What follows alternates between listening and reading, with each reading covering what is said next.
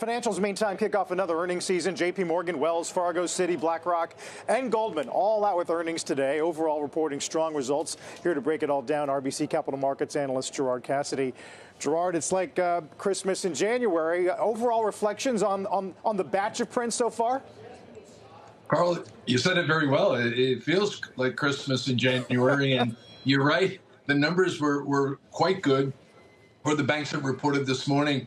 But more importantly, Carl, it's the outlook that they gave. You know, J.P. Morgan lifted their net interest income guidance for the full year. You also saw that with Wells Fargo. Citigroup's expense number came in better than expected, a little lower than expected, and their net interest income number came in a little better than expected. So not only did we see good numbers in the fourth quarter, you know that the investment banking numbers, of course, were strong in trading, but the guidance going forward, and I think Sarah touched on it with the small business optimism index, I think we're setting up really well for the banks in 2025.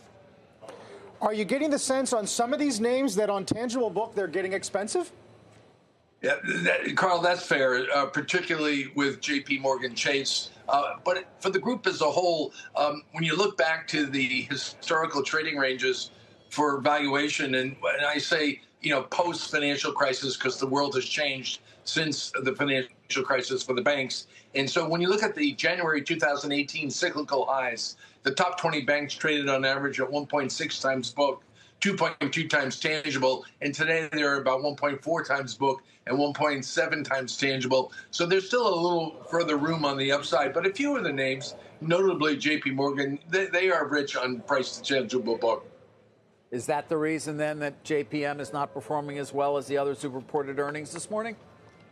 Interesting observation, David, because you're right. It's not performing as well. And I think it more has to do with when you look at that net interest income guide that I mentioned a moment ago, better than expected. It was because of the financing of their capital markets or their trading businesses being included in that NII number, which they always do. But that number is stronger or expected to be stronger in 2025. You pull that out, and the net interest income number from the regular lending businesses was slightly down from a year ago, meaning 2024. So I think it's partly due to that. But you're right, David. I mean, it's a well-priced stock, and I think some people may be taking this opportunity to take some profits in it because it's performed well.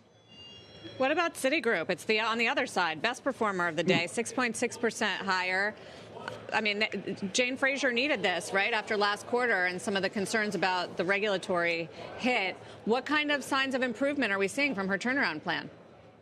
I think, Sarah, one of the biggest signs of improvement was this week they announced the $20 billion share repurchase program, and everybody's been clamoring for this because, as you know, their stock trades at a big discount to book and tangible book value, you know, the polar opposite of J.P. Morgan. So when a company like this can announce that sizable buyback, it's accretive to both tangible book value per share and book value per share. But the quarter itself was a good quarter for Citi, better than expected. And in all of these companies, the other common theme is credit quality is very healthy, and none of them show any signs of secular deterioration. And in fact, Wells Fargo showed a real nice improvement in their commercial real estate office problems. So there's an improvement there, which I think bodes well for all the banks.